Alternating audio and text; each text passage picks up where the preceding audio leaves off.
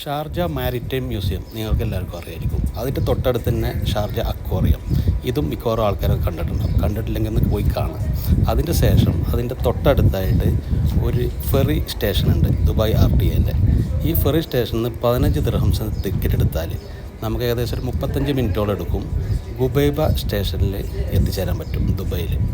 ഇതൊരു പുതിയതായിട്ട് തുടങ്ങിയതാണ് തോന്നുന്നുണ്ട്.